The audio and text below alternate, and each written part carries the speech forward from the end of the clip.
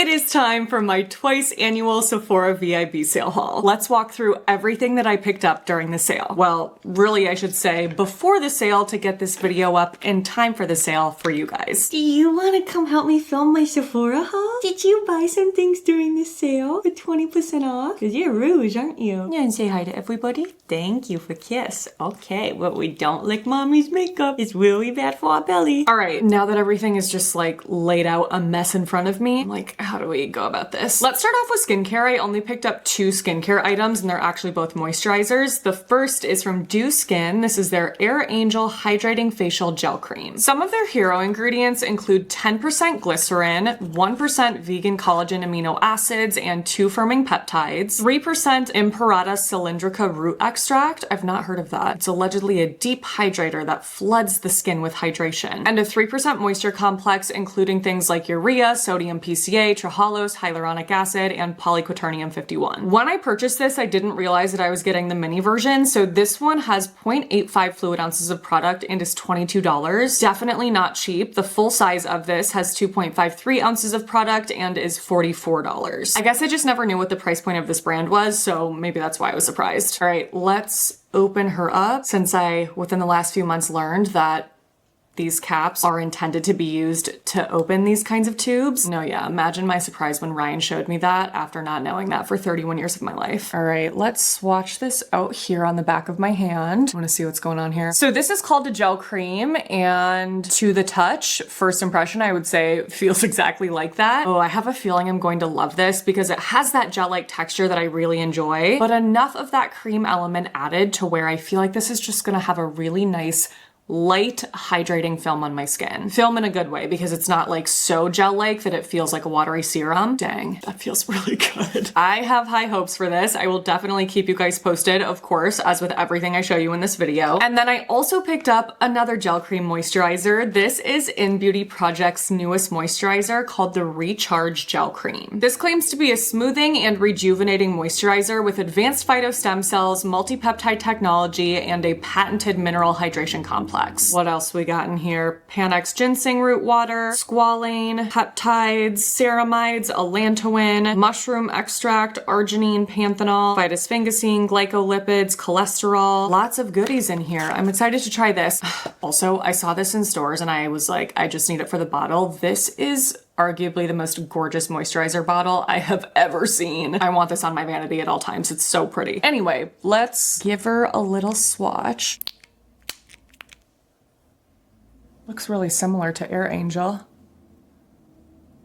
Oh, feels very similar to it too. Do they feel exactly the same? I'm like, wait a minute. No, I think Air Angel might be a little bit lighter and more watery. Not that it's like an actual water moisturizer, but you know what I mean. Whereas INNBEAUTY Project has a little bit more slip and viscosity, but they are really similar. I am definitely excited to play around with it. I think the texture feels amazing, and we will see which of the 2 I end up liking more. I also only picked up 2 hair care items, so let's jump over to hair next. First up is the K18 collab with Future Society. I had never heard of Future Society before, but after seeing this collab, I started looking into it, and what I found is so cool. So this whole brand basically started because biologists wanted to know if they could bring back scents of extinct flowers. And through DNA sequencing, which they say is similar to the technology used to map ancestry through services like 23andMe, they were able to provide a glimpse into the genetic map of extinct flowers, which helped them to reconstruct how they might have smelled. That is such an incredible concept for a brand. Like, there's something really remarkably special about bringing back something that's extinct in a new way, and it makes me excited to see what else they will do with that kind of thought process in mind. So I was really excited to smell this. I didn't know that they were also sending me PR that actually has the perfume that is what this, hello?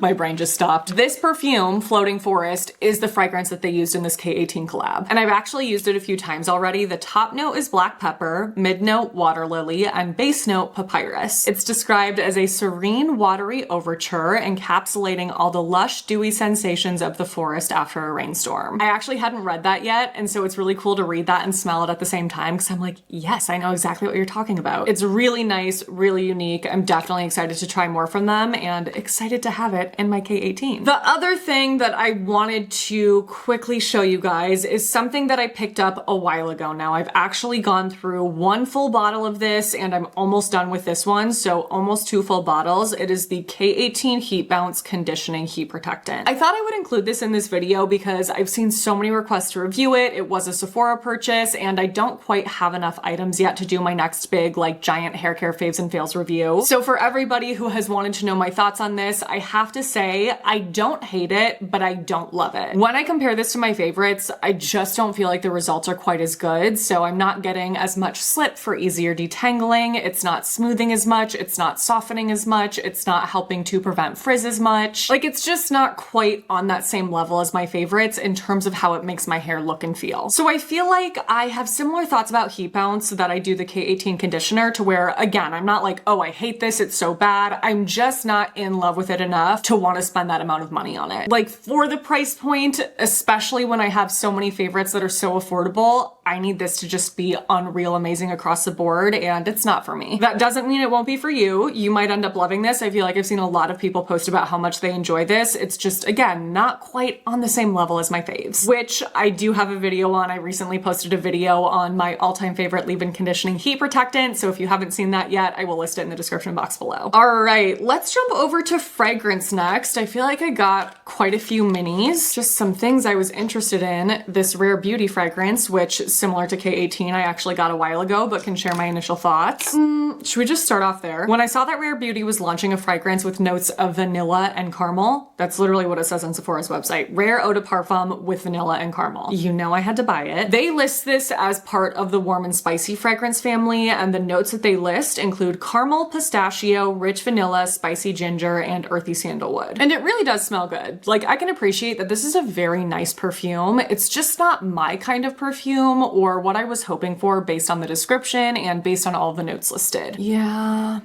No. Like when I see rich vanilla, caramel, pistachio, I'm like, oh my god, this is gonna be gourmand heaven. And for whatever reason, it just doesn't translate that way on my skin. I feel like really all that I can smell is sandalwood. So this is not one that I will be keeping in my personal collection. I also picked up, well, okay, so I originally picked up their Amber Vanilla Fragrance Layering Balm. I was really intrigued by this concept. If you haven't seen it yet, it is basically, I mean, it's exactly what it says. It is a balm that you're meant to put on your skin. You can kind of like rub that on your wrists or on your neck or any, you know, spots like that you would want that fragrance to sit. And they were really designed to be used for layering purposes, but they're definitely strong enough to be used by themselves. So anyway, I originally picked up the Amber Vanilla scent, and then I got a PR package that had all 4, so I thought I would quickly share my thoughts. So Amber Vanilla has notes of bergamot vanilla and candied amber. I feel like I can really only smell the amber and it's super strong. So again, just not my personal favorite, but I will say that I have tested these and worn them several times and they last so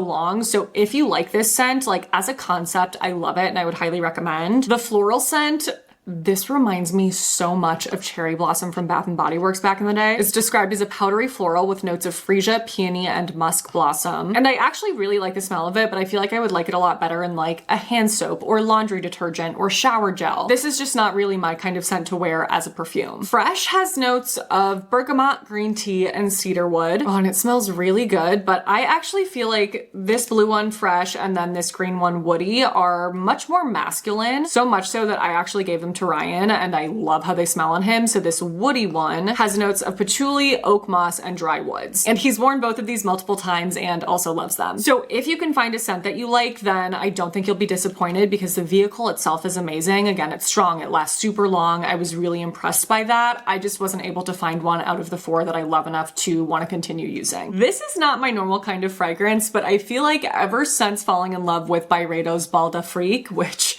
I know I'm saying wrong, we'll just let it go. Ever since falling in love with that, I feel like it has made me curious to try fragrances that might be similar or like in a similar family. So that is why I picked this one up. It is from the brand Nette. Is that how you say that? Nette, and it's called Lemon Puff. So this is in the warm and spicy family and has notes of lemon heart, meringue accord, and vanilla bean. Let's give her a whiff. Obviously you have to like actually let these sit on your skin and marinate and all of that, but I do like a first impressions. Maybe I'll do it on this side.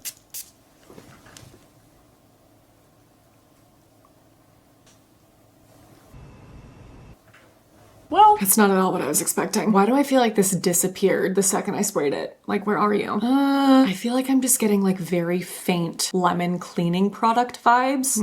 Okay.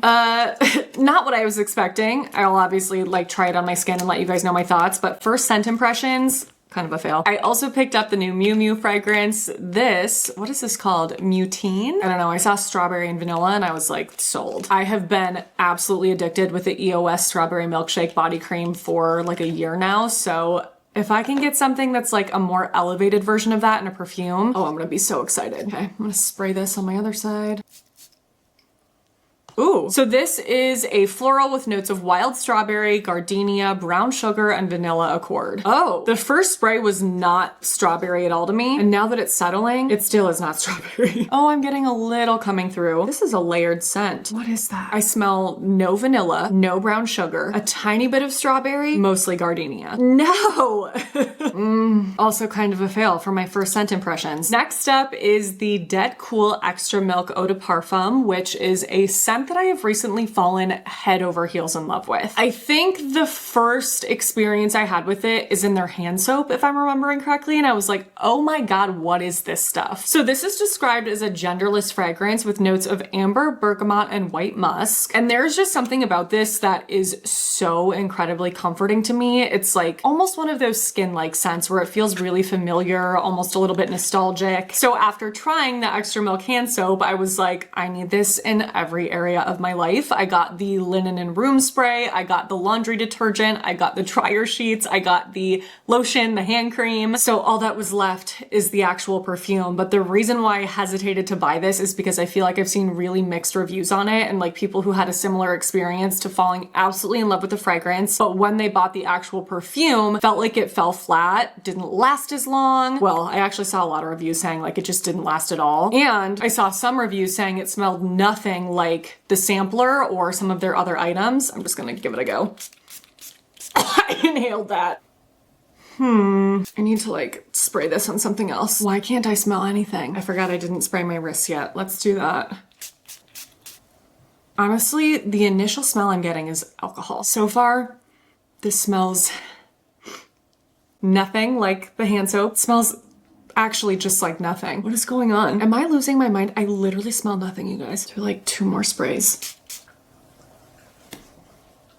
I'm so sad. No, I'm so upset. What on earth? The linen spray smells exactly like the perfection that I was talking about earlier. This is literally giving me nothing. Oh my gosh. Okay, so the reviews were not lying. Is that my third fail for perfume? Well, I guess it's a good thing that I got this then. So this is the last thing I picked up for fragrance, and I got it in the event that I did not love the Extra Milk fragrance. This is the Commodity Scent Space Edit. So I think it's like all of their best-selling fragrances, or maybe just all of them. And it's little sample sizes of each of them. So they have Commodity Gold, Juice, Book, and Paper, which I'm especially curious about book and paper as someone who loves smelling pages of books when they're reading. I know, I'm weird. But the main reason I got this is because of the milk fragrances. So they have 3 different versions of milk, one with a plus sign, one with nothing, and then one with a minus sign. So I won't sit here and like spray and smell through all of these because I know that that's a lot, but I am curious to try this and hoping I have better luck with one of their milk fragrances, since that was a fail. Let's wrap up this haul with makeup. We'll do this one first because I already told you guys about this in my VIB sale recommendations video. It is the One Size Bouclé Silk Cellulose Airbrushed Powder. And the reason why I picked up another is because the little plastic shield that is supposed to be on this to like cover the powder is broken. It broke off. So it has just become really messy. I'm getting powder everywhere and I want to be able to travel with this. So I picked up a new one. I picked up 3 different foundations actually, all new launches that I was really curious to test out. First is the Natasha Denona High Glam Foundation. This one has definitely gotten the most hype. I feel like I've seen several videos where people are just raving about it, saying it's the best foundation they've ever tried. So naturally I was curious. They describe it as a hydrating, blurring, long wear radiant serum foundation. Should we swatch? I did have a really hard time figuring out what shade to get. I feel like typically I am safe in the neutral category, but a lot of their neutrals looked really gray. So this is the shade N4. Oh, That might be an okay match. It's like a little dark and a little pink. We'll see. I might end up having to get a different shade. Nothing really to call out about the texture of it. It's definitely not something that feels super lightweight. Like it feels a bit on the richer side. And that actually has a lot of coverage.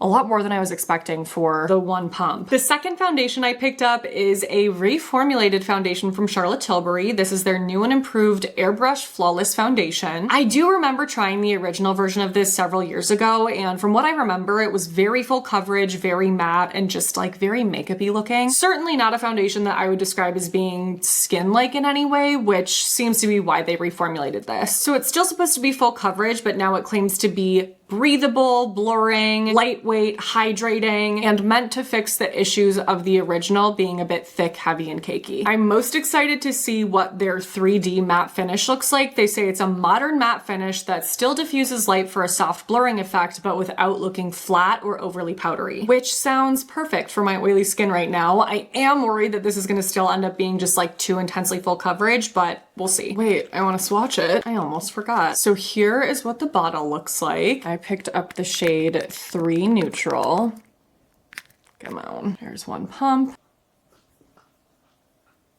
This still feels like not super light. It does not feel super breathable as I'm blending. Definitely pretty stiff. Okay. Yeah, like this just doesn't have as much spread as Natasha Denona, but we'll give her a go nonetheless. And the last foundation I picked up is the Makeup by Mario SurrealSkin foundation, which they recently launched in a natural finish. I just had to search in my Google Docs to see if I ever tested out the original version of this foundation, and what pulled up is my giant Makeup by Mario brand review. I totally forgot that I did this. It was like 2 years ago. I tested tons of products from the brand, including their SurrealSkin foundation, but this was before the time of me keeping really detailed notes on every product I tested, so I'll have to refer back to that video to see what I thought. But from what I remember, it was too dewy, too radiant, and just did not hold up well with the wear test. So when I saw that they came out with a natural finish version of it, I was like, okay, maybe I'll love that. Hopefully we'll see, or maybe not. I picked this up in the shade 4.5 Neutral. Oh. This is definitely the thinnest and most slippy out of the 3 so far. I could just tell right off the bat that it was the most runny as well. I cannot tell if any of these shades are gonna work out for me. I might have failed on all of them. It's hard for me to tell with my video lighting on me. So TBD on that, and TBD on what I like best. I don't even have a guess right now as to what I think I'm gonna like the best out of the 3. I have 3 blushes that I'm gonna swatch for you guys. These are not new brands or formulas to me. One is the Rare Beauty Soft Pinch Dewy Liquid Blush, and then 2 are the Haus Labs Color Fuse Glassy Blush Balms. But I picked all of them up in new shades because, as I told you guys in my last video, I am obsessed with bronzer shades right now, where it's like a bronzer and a blush in one. So first is Rare Beauty in the shade Worth. Just swatch them all next to each other. This is definitely looking a bit brighter and more like corally than I was expecting based on the swatches. So I'm not sure that I'll end up loving that, but we'll see. For Haus Labs, first is Glassy Ginger, and I actually pulled up their website. So they launched 4 new shades that they are calling Spiced Up Neutrals, and they specifically say that they are supposed to flex between blush and bronzer. So they literally designed it for that purpose. So this is Glassy Ginger, super pretty. It's a little bit pinkier than I was expecting. It's actually a lot pinkier than I was expecting. I feel like I was watching a video of someone swatching this and it looked a little bit more brown toned, but it's really beautiful. I feel like I'm gonna love that. And then the other one I got from that Spiced Up Neutrals launch is Glassy Cinnamon. They describe this as a beige peach. Wow, sorry, that swatch is atrocious, you guys. Ooh, oh my God, this is beautiful. This is such a unique shade. I don't think I have anything like that in my collection. And why do I wanna mix those 2 together? I'll do it at the top, so we can see them like separate and together. Hold on, I won't make you sit and watch me do that. Oh, yeah, I knew I was gonna love that. Look at them mixed together. That's running the risk of being my new favorite blush shade of all time. Ooh, I'm really excited about those because I love that Haus Labs formula, but I feel like I never found my perfect everyday shade. I did pick up that like bright red shade, which I think is really fun. It's just not a shade that I wear every single day. So I feel like these are gonna be that. I wanted to pick up the other m.ph blush because of how much I love their cream blush brush. So this this one is their Underpainting dual-ended sculpting brush. And similar to the blush brush, it's also not in a shape or size that I would expect for that. Like, this is really teeny. So that is supposed to be like the cream contour side, I think. And then the other side, I think, is more like cream concealer. Maybe I should just look and see what it says. Use the small end to apply cream highlight and color corrector, and the medium end to blend over areas you want to sculpt and contour. I also picked up a couple makeup products from m.ph. This would have been like over a month and a half ago, I think. I was in the Sephora store and they happened to just be setting this for the first time, so I got excited. I picked up 2 lip liner shades in their overliner lip pencil, and then 2 shades in these little lipsticks. They call these their Lip Ciggy Sheer Lipstick Balms. I have already worn the lip liner several times. So this is the shade Skinny Dip in the lip liner, and this is the shade French Exit. French Exit is described as a pink nude, and Skinny Dip a cool nude beige. These are definitely really good lip liners. They're super pigmented, they last a long time, but I don't think there's anything about them that I'm like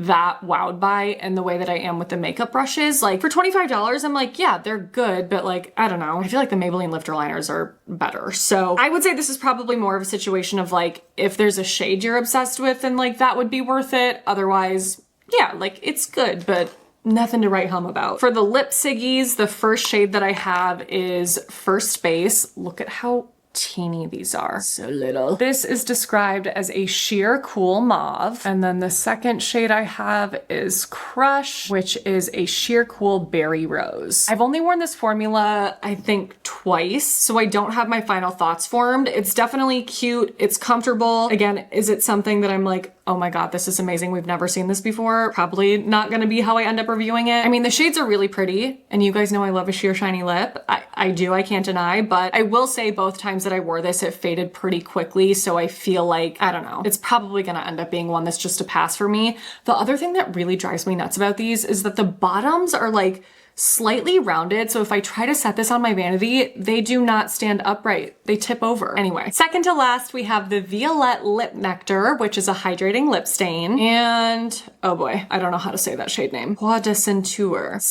Oh gosh. It's described as a vibrant pink, and you guys know I freaking love a good juicy lip stain, so I was excited to try. Okay, it's like getting darker as it's sitting here. That's good. I was like, I will never wear that. I feel like what really sold me on it is the way it looked blotted out and stained. It has a nice like balmy kind of feel, looks very juicy. I love that. I love a stain that has like a glassy finish. That looks really beautiful. And last, something that I have had to physically restrain myself from swatching because I wanted to swatch for the first time on camera. It is the Dior Backstage Maximizer Glow Palette in 2 new shades. I actually think they launched 4 new shades at least. When I originally saw the post for this, it maybe was on like Trendmood or one of those Instagram accounts. That was several months ago, and I have been waiting for this since. I've been looking up like every few weeks to see if it's come out yet because 2 of them looked so stunning, and I absolutely love the original version of that palette. It's so pretty, but I really only use 2 of the shades on a regular basis. So first we have the more pinky toned one, which is Rose Gold Glow. Gosh. And second is actually the one I was more excited about. It's just so cute and wintry. It's Frosted Opal Glow. So visually these are beautiful, but I'm nervous to swatch because I heard that they reformulated them and the original formula was perfect. Actually, let me grab it so we can compare. The reason why I love this so much is because it's one of the only powder highlights I've tried that isn't like powdery or glittery.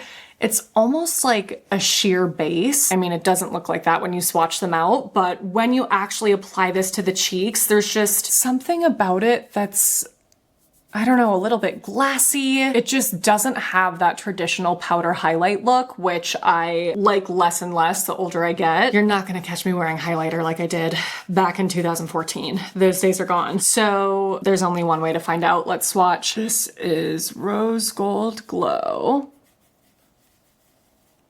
Not sure that I'm like feeling that much of a difference. They maybe feel a little drier, but they're brand new. Okay, this one is looking much more pigmented and glittery. Maybe this one too. I feel like it's harder to tell on my pinky. Let me re-swatch. Yes. I'll do like a second swatch here. Dang. Oh, Great, you guys can't see that at all. Let me stand. They definitely look more glittery. Let me put the original right above it. Oh yeah, no doubt. So we have the original on top. I don't know if you're gonna be able to tell with these lights on it, but I'm getting more actual glitter flecks in the new. No, that's fine, I'll just cry myself to sleep. All right, for Frosted Opal. Oop. Let's see what happens here. I wanted this to be like my Winter Wonderland highlight. I don't know, you guys.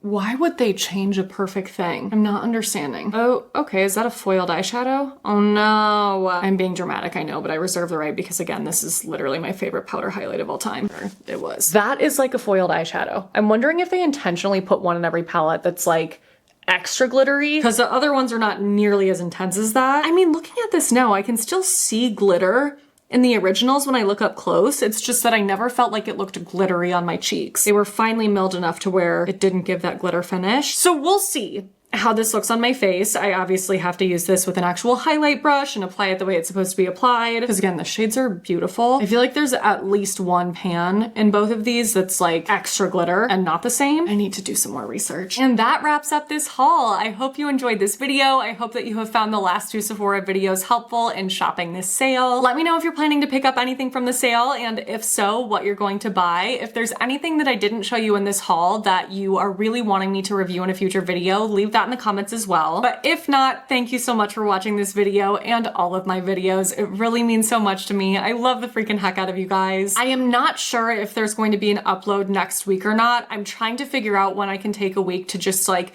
have time to really prep, research, and plan content. I'm just feeling like I need one of those weeks to get like into the nitty-gritty that I want to in some of the videos I have planned. So I don't know if that'll be next week that I skip or the week after, or maybe I won't skip it all. We'll freaking see. Either way, I will see you guys in my next one, and I hope you have a great week.